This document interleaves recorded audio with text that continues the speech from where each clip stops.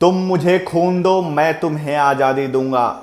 आजाद भारत के पहले प्रधानमंत्री, पहले राष्ट्रपति, पहले रक्षा मंत्री, अगर जो आपके दिमाग में नाम आ रहा है पंडित जवाहरलाल नेहरू, राजेंद्र प्रसाद, वल्लभ भाई पटेल, तो आप दिमाग को सही तरीके से सोचिए और एक बार इतिहास को सही से खंगालिए।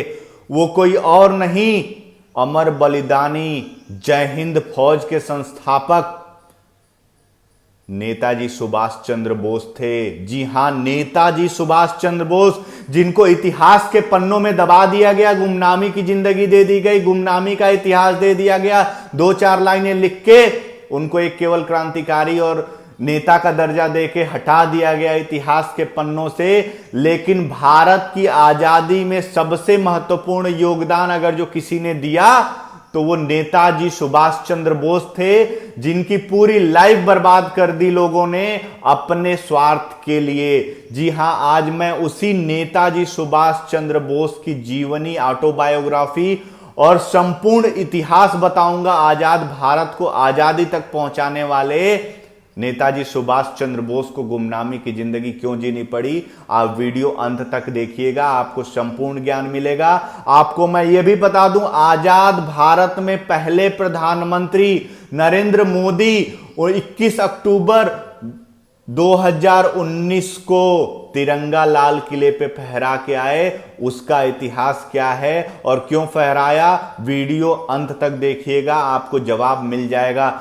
नमस्कार, जय हिंद। मैं ठाकुर अजीत राठौर आपका स्वागत करता हूं। आइए मैं सुभाष चंद्र बोस की जीवनी शुरू करता हूं, पूरी वीडियो शुरू करता हूं। जी हां, नेताजी सुभाष चंद्र बोस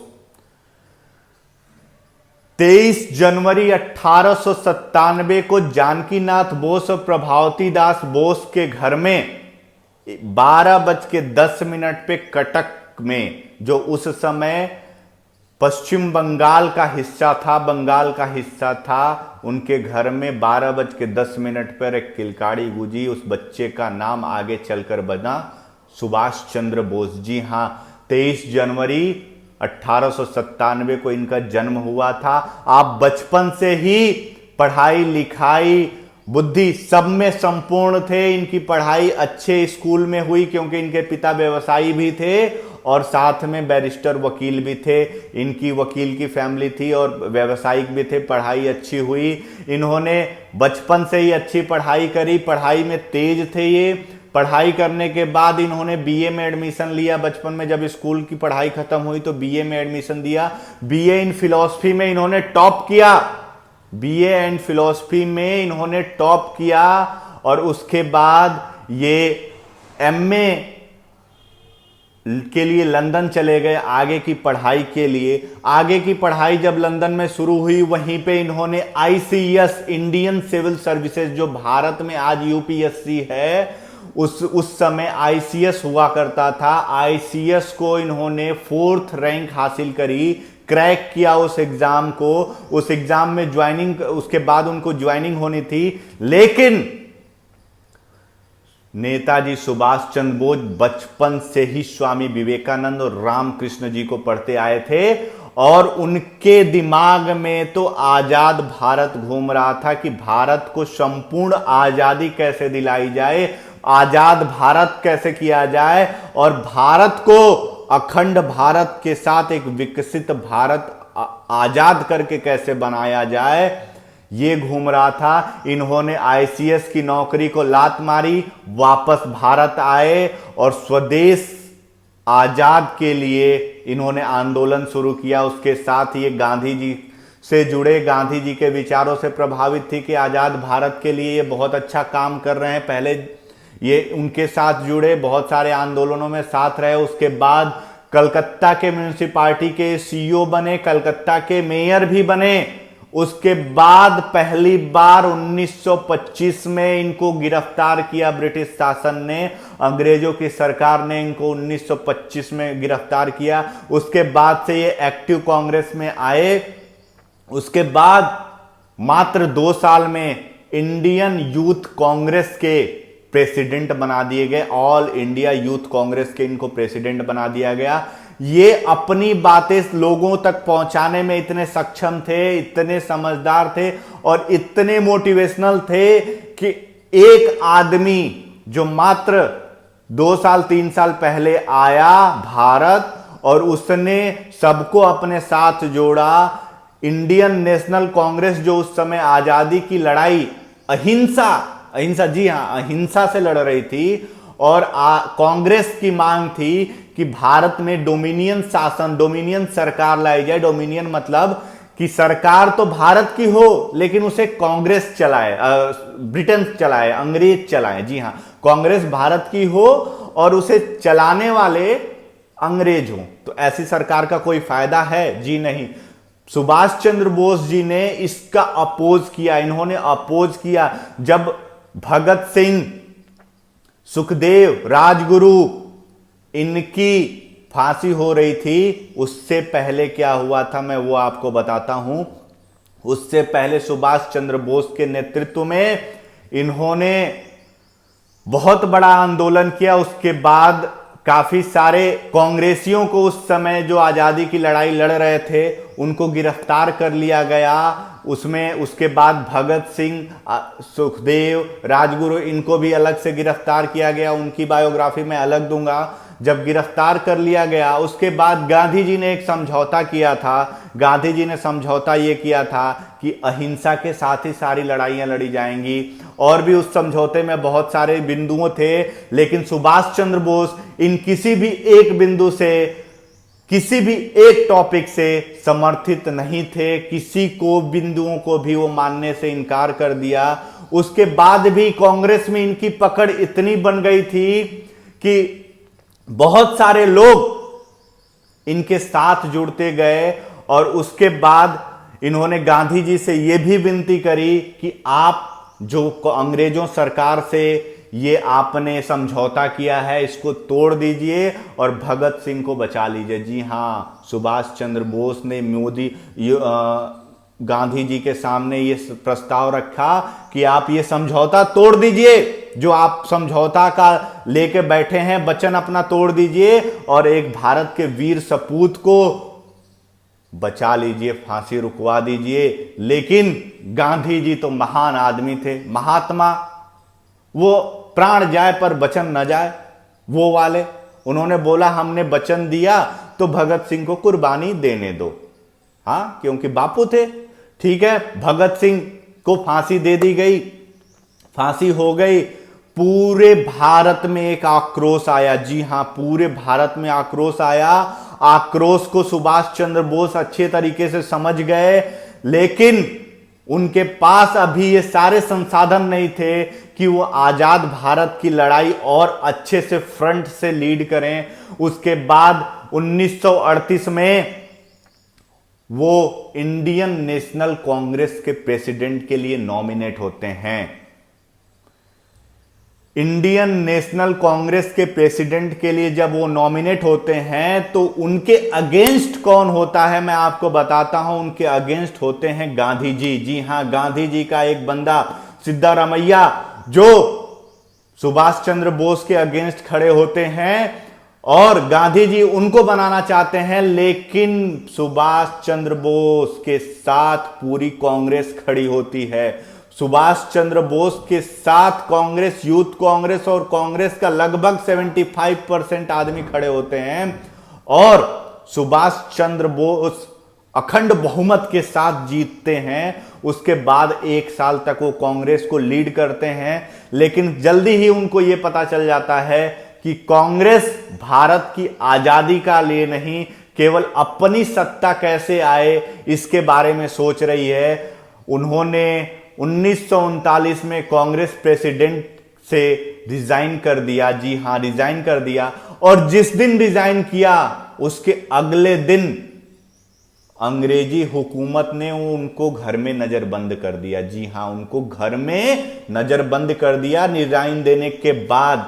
अब आप सोचिए क्या मैटर चल रहा था पीछे, वो अलग मैटर है। जैसे ही इनको सुभाष चंद्र बोस को घर में नजरबंद कर दिया गया, कुछ दिनों तक ये घर में रहे, लगभग 1-1.5 महीने रहने के बाद अपने बड़े भाई शरद चटर्जी बोस के साथ ये निकले, वहां से पेशावर गए, पेशावर से ये म्यूनिख गए और वहां पे इनके दिमाग में आया, आप सोचिए इतने कम संसाधनों से आजादी के लिए अपना संपूर्ण बलिदान करते हुए, हर एक संसाधन का परित्याग करते हुए, कभी पठानी पहन के, कभी बिना कपड़ों के, ये पेशावर गए, वहां से कुछ लोगों से मिले, उसके बाद ये म्यूनिख गए, उसके बाद 1941 में ये एडोल्फ हिटलर से मिलने गए। जी हां, जर्मनी का वही नाजी शासक एडोल्फ हिटलर।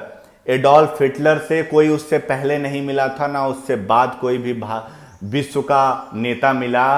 पहले इंसान थे जो एडोल्फ हिटलर से मिले थे। एडोल्फ हिटलर के मिलने से पहले एक आया बंदा, इनको शेक हैंड किया, बोला मैं एडोल्फ हिटलर। इन्होंने मना कर दिया, जाओ हिटलर को भेजो।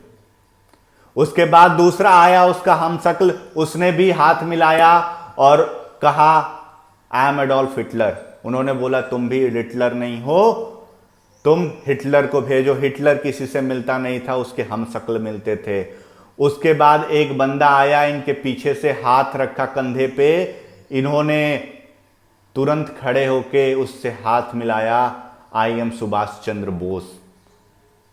वो बंदा शॉक हो गया और वो ही एडोल्फ हिटलर था। वो इनसे इतना प्रभावित हुआ कि इनको पूर्णतः समर्थन दिया। और इस बंदे ने, एडोल्फ हिटलर ने, इनको, शायद आपको पता नहीं होगा, एडोल्फ हिटलर का भी बहुत ही महत्वपूर्ण योगदान है भारत की आजादी में। उसने इनको अपनी सबमरीन से पानी के रास्ते जापान भेजा, जहां जापानी सबमरीन में सवार हुए और जापान के प्रधानमंत्री से ये मिले। वहां पे जापान के तत्कालीन प्रधानमंत्री से मिले और जापान के प्रधानमंत्री इनसे इतने प्रभावित हुए कि इन्होंने जितने भी द्वितीय विश्व युद्ध में भारत के ब्रिटिश शासन के इनके सैनिक थे, युद्ध बंदी थे, उनको सबको आजाद कर दिया। और वहीं जापान से इन्होंने आजाद हिंद फौज का गठन शुरू किया। और आजाद हिंद फौज में उन्होंने कुछ रशिया से जो युद्ध बंदी थे उनको मंगाए, कुछ जर्मनी से युद्ध बंदी थे उनको एकजुट किया और वहां उन्होंने युद्ध बंदियों को रिहा करवाया, सबको रिहा करवाया। जो भारत, आजाद भारत के लिए नहीं, ब्रिटिश शासन के लिए द्वितीय विश्व युद्ध में युद्ध बंदी बना दिए गए थे, क्योंकि ब्रिटिश सरकार अब हार रही थी। उन सभी युद्ध बंदियों को इन्होंने आजाद करवाया, रिहा करवाया। उसके बाद उनको अपने साथ मिलाया, उनको मोटिवेट किया, आजाद भारत की लड़ाई के लिए मोटिवेट किया। और आजाद भारत की लड़ाई वहीं से शुरू करी इन्होंने। आजाद हिंद फौज की गठन किया इन्होंने। उसमें महिला विंग भी उस समय थी, झांसी की रानी रेजिमेंट। जी हां, झांसी की रानी रेजिमेंट भी वहां पे थी और महिला विंग भी थी। और ये उसके मेन लीडर बने। इन्होंने अपनी पूरी सेना तैयार करी, जापानियों के मदद से, जर्मनी के मदद से। इन्होंने, इधर द्वितीय विश्व युद्ध भी चला जा रहा था, लेकिन इन्होंने पूरी सेना तैयार कर दी। जी हां, इन्होंने पूरी सेना तैयार कर दी। आजाद भारत का खाका तैयार कर दिया। आजाद भारत के बाद वहां की कॉन्स्टिट्यूशन कैसा होगा, आजाद भारत के बाद वहां का निर्माण कैसे होगा, वहां की डेमोक्रेसी कैसे चलेगी, इकोनॉमी कैसे चलेगी, ये सब का इन्होंने वहां पे खाका तैयार कर दिया। उसके बाद टाइम था एक्शन का। जी हां, टाइम था एक्शन का। इन्होंने जापानी सेना के मदद से सिंगापुर को कैप्चर किया। सिंगापुर में 21 अक्टूबर 1943 को पहली बार भारत, आजाद भारत का तिरंगा फहराया गया और पहली बार आजाद भारत का पहला प्रधानमंत्री, पहला राष्ट्रपति, पहला रक्षा मंत्री नेताजी सुभाष चंद्र बोस बने। उन्होंने अपनी सरकार बनाई। उसके बाद जापानियों के मदद से, जो जापानी कैप्चर किए हुए थे अंडमान निकोबार और पश्चिम बंगाल का कुछ हिस्सा इन्होंने अपने कब्जे में लिया, म्यांमार को लिया और वहां भी आजाद हिंद फौज की सरकार बनी, जिसके प्रधानमंत्री नेताजी सुभाष चंद्र बोस थे। लेकिन दुर्भाग्यवश 1945 में एटम बम, जी हां, नागासाकी हिरोशिमा पे गिरा। जापानी सेना ने घुटने टेके, हिटलर की भी वहां हार हुई, नाजी सैनिक भी हारे। उसके बाद आजाद हिंद फौज का मनोबल टूटा, इन्होंने थोड़ा सा अपने अभियान को स्टॉप दिया। लेकिन आप याद रखिए, इधर भारत में सुभाष चंद्र बोस का इतना वर्चस्व बढ़ गया था कि ब्रिटिश सरकार में जितने भी भारतीय थे वो ब्रिटिशर्स का विरोध करते चले गए। ब्रिटिश के नौसैनिक भी विरोध करते चले गए। वो सब नेताजी सुभाष चंद्र बोस के पास आ गए। सभी अपना समर्थन नेताजी सुभाष चंद्र बोस को देते चले गए, आजाद हिंद फौज को अपना समर्थन देते चले गए।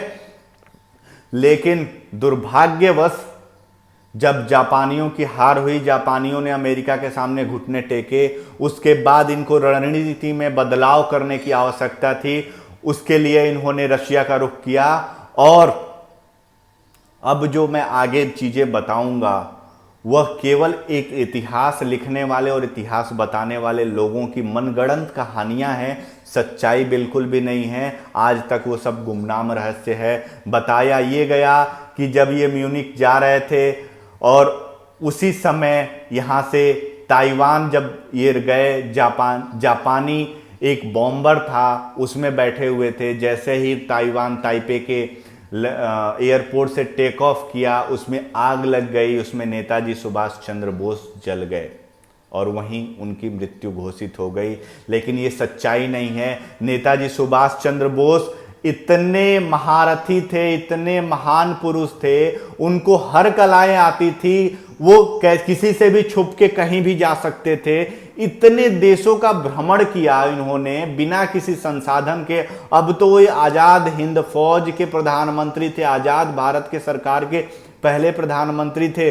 उनकी डेथ नहीं हुई थी, ये केवल इतिहास के पन्नों में दिखाया गया। क्योंकि भारत में भी उस समय कुछ लोग थे जो भारत के इतिहास में आज़ादी के लिए नहीं लड़ रहे थे, केवल सत्ता हथियाने के लिए लड़ रहे थे। कैसे वो प्रधानमंत्री बने, कैसे राष्ट्रपति बने और कैसे भारत के लिए ये सही है ये गलत है वो निर्णय का उनको अधिकार दिया जाए, केवल इसलिए लड़ रहे थे। लेकिन सच्चाई ये नहीं है। वो सुभाष चंद्र बोस की मौत का रहस्य अभी भी राज है और मुझे लगता है कि ये राज कभी खुल नहीं सकता। कुछ लोगों ने इस पे आवाज उठाई, सरकार ने दिया, लेकिन उसमें बहुत सारे विरोधाभास थे कि उसमें हबीबुर रहमान जो इनका कर्नल था उस समय इनके साथ गया, उन्होंने बयान दिया कि जब एक ही प्लेन में इतने लोग थे, हबीबुर रहमान भी था, तो वो कैसे बच गया और नेताजी सुभाष चंद्र बोस उसी में जल के कैसे मर गए। केवल नेताजी ही मरे, बाकी सभी लोग जिंदा बच गए, ऐसा कैसे हो सकता है। इस पे रहस्य है, इस पे मैं एक और वीडियो बनाऊंगा, कैसे गुमनाम की जिंदगी जी नेताजी सुभाष चंद्र बोस ने और क्यों उनको भारत के इतिहास के पन्नों में एक केवल क्रांतिकारी और गुमनामी की जिंदगी दे दी गई। आपको मैंने पहली बार बताया था कि मोदी ने 2019 में 21 अक्टूबर को एक तिरंगा लाल किले पे फहराया था। वो इसलिए फहराया था, 21 अक्टूबर 1943 को सिंगापुर में पहली बार आज़ाद भारत का तिरंगा फहराया था नेताजी सुभाष चंद्र बोस ने। और आज़ाद भारत का पहला तिरंगा और आज़ादी तभी मिली थी। लेकिन जो 15 अगस्त 1947 को हुआ वो क्या था वो मैं आपको बता दूं। 15 अगस्त 1947 को केवल ट्रांसफर ऑफ पावर हुआ है। जी हां, आप इतिहास उठा के देखिए, संविधान पढ़िए, उसमें क्या लिखा हुआ है, ओनली ट्रांसफर ऑफ पावर। आजादी नहीं मिली है जो हम आप आजादी मनाते हैं, आजादी नहीं मिली है, केवल शक्ति का परिवर्तन हुआ है। आप ध्यान से पढ़िएगा, इतिहास हमें गलत पढ़ाया जाता है क्योंकि इतिहास लिखता वही है जो जिंदा बचता है। इतिहास बनाने वाले तो अमर हो जाते हैं और इतिहास लिखने वाले पे डिपेंड करता है कि वो आपको इतिहास में क्या बताता है। ऐसे नेताजी सुभाष चंद्र बोस को गुमनामी की जिंदगी दी गई। आपको वीडियो अच्छी लगी तो लोगों को तक शेयर करिएगा, पहुंचाइएगा, लोगों को बताइएगा कि आज़ाद भारत की पहली आज़ादी 21 अक्टूबर 1943 को मिली थी और 1947 को ट्रांसफर ऑफ पावर हुआ था। ऐसे में महान क्रांतिकारी अमर बलिदानी नेताजी सुभाष चंद्र बोस को पुनः एक बार नमन और श्रद्धांजलि अर्पित करता हूं। जय हिंद।